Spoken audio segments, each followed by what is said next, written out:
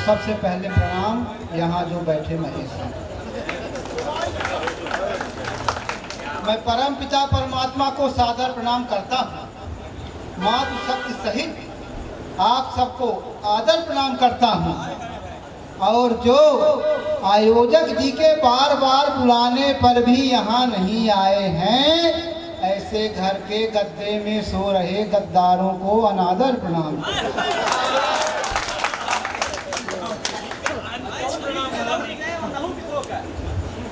भला अनादर कहना, अंतिम प्रणाम नहीं कहेंगे। जो यहाँ से कुर्सी छोड़कर चले गए हैं, उन्हें मैं भैया प्रणाम कर ही नहीं सकता हूँ, क्योंकि वो घर जाकर खुद ही प्रणाम कर रहे होंगे कि ऐसी गलती हम नहीं करेंगे। हम अमित शुक्ला के चक्कर में अब कभी नहीं पड़ेंगे। बहुत अच्छे। मेरे भाग्य के श्रोताओं, आप सब वे महान श्रोता हैं जिनके ऊपर शनि महाराज की दृष्टि नहीं पड़ी। जिनके ऊपर शनि महाराज की दृष्टि पड़ी वो सब चले गए। तो एक बार अपने लिए जोरदार ताली बजा लीजिए। मैं जब से खड़ा हूँ केवल प्रणाम ही कर रहा हूँ। मैं प्रणाम कर लेता हूँ। आप लोग सोचते होंगे इनके संस्कार, पर मैं ऐसा बिल्कुल नहीं सोचता हूँ।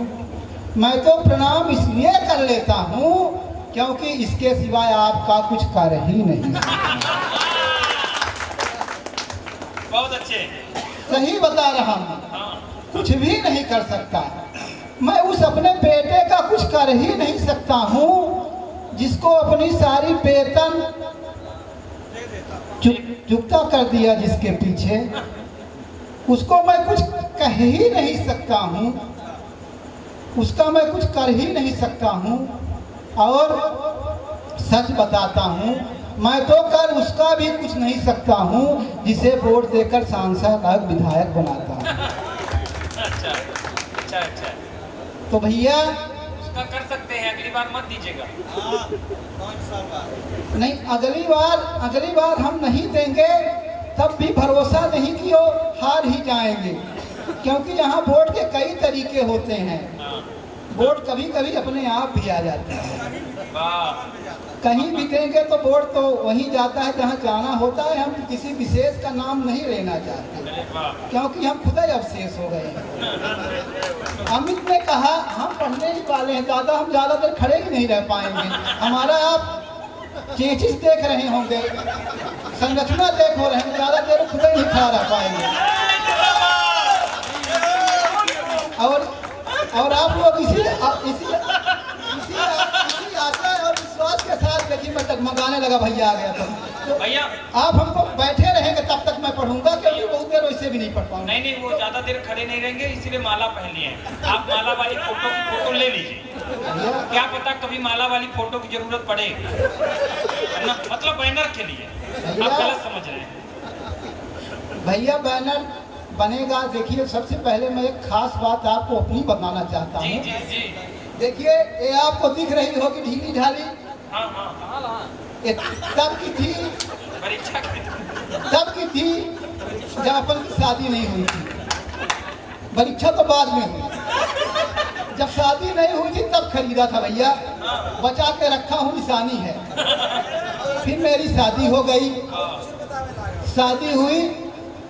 शादी होने के बाद मेरा सीना, मेरा पेट 18 साल शादी के हुए हो गया और 18 इंच घट गया। अभी कितना घटेगा कुछ कह नहीं सकते। बस आप थोड़ा सा अगर व्यंग का इशारा समझें तो इतना समझ लीजिए, मेरी पत्नी का नाम सियासत है। मैं कविता सुनाने का बहुत आदी हूँ, कवि सम्मेलन भी बहुत कराता हूँ, कविता भी बहुत सुनाता हूँ, हमेशा देर रात होती रहती है। जी। अब बेचारी देखिए, महिलाओं की इसमें कोई गलती नहीं है। बार बार सुनाते हैं कि महिलाएं ऐसा कर दी, वैसा कर दी, ये है वो है। सब पुलिस भी परेशान है, हम भी परेशान हैं। ए बबुआ पिटाई गई है, पता नहीं कहाँ है। देखिए मैं सच बताता हूँ, इसमें महिलाओं का कोई दोष नहीं है। जो कुछ भी दोष है हम पुरुषों का है। हम रात भर घूमते हैं फिर जाते हैं। एक बार कवि सम्मेलन से 1 बजे रात घर लौटा और वहाँ संजोग से भोजन प्रसादी कुछ भी नहीं हुआ। बहुत जोर से भूख लगी थी। मैंने अपनी पत्नी सियासत से कहा कुछ बना है क्या, भूख बहुत लगी। तो उसने आंखें तरे रहा, आंखें के डोरे लाल देखकर मैं थोड़ा सा घबराया, लेकिन फिर भी मैं बोला जूते उतार कर चटाई पे बैठ जाऊं क्या। अब व्यंग समझिएगा, मैंने कहा जूते उतार कर चटाई पे बैठ जाऊं क्या। उसने कहा हाँ हाँ उतारो उतारो, जूते नहीं उतारोगे तो खाओगे क्या। बहुत अच्छा, क्या बात है, वाह वाह वाह। बहुत अच्छा इसलिए बोल रहे हैं क्योंकि इनकी माता शिक्षिका है और इधर से पीछे हमारे विजय सरल भैया भी बोल रहे हैं कि बहुत अच्छा कह रहे हैं। और इधर अरे भी बोल रहे हैं। अच्छा जितने लोग बोले इधर से भैया भी बोल रहे हैं शिक्षक है, जितने लोग बोल रहे हैं सब शिक्षक ही शिक्षक है। अब इस समय एक मोबाइल ऐप चला है शिक्षकों की कहानी भी ऐसी है जैसे बताया। तो भैया मेरे बेटे का नाम विकास है, नेताजी के बेटे का भी नाम विकास है। अब एक दिन मुझे मिल गए, मैंने कहा भैया आप विकास विकास विकास चिल्लाते हो, विकास के बारे में कुछ तो बताओ। उन्होंने कहा भैया क्या बताएं, बहुत कोशिश करता हूं कि विकास हो जाए, क्षेत्र का विकास हो जाए। हमने कहा कि क्षेत्र का विकास तो हो ही रहा है, अपने विकास का बताइए। कहीं उसी का बता रहा हूँ, बहुत सोचता हूँ विकास हो जाए, इसका और विकास हो जाए, पर इसका विकास होता ही नहीं है। तो हमने कहा काहे नहीं होता। उन्होंने कहा भैया जब हम दिल्ली में भोपाल में बैठ के विकास कर रहे होते हैं तो अपना विकास किसी होटल में बैठकर चाय पी रहा होता है। हमने कहा ये तो अच्छी बात है, चाय नहीं पिएगा तो प्रधानमंत्री कैसे बनेगा। बोले कि भैया इस बात से हम बिल्कुल नहीं घबराते हैं कि चाय पीता है। कभी कभी हमारा विकास जब रैली में होते हैं, भाषण दे रहे होते हैं विकास का, तो हमारा विकास दारू पी रहा होता है।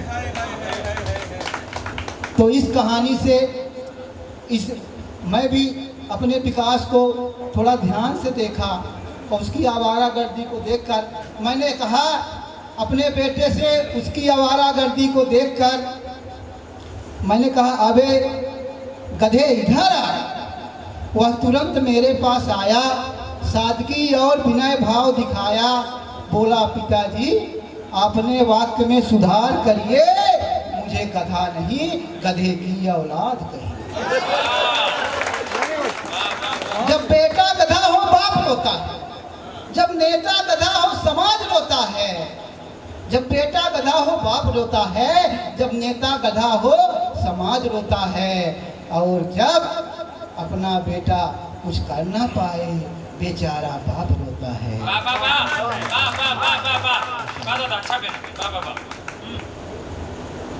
अरे होनहार बेटे भी हैं अपने बीच में, अमित शुक्ला जैसे। हम इनका नाम तो नहीं लेंगे, अमित बिल्कुल अपने आप को ना माने क्योंकि इन्होंने पीएचडी नहीं किया है।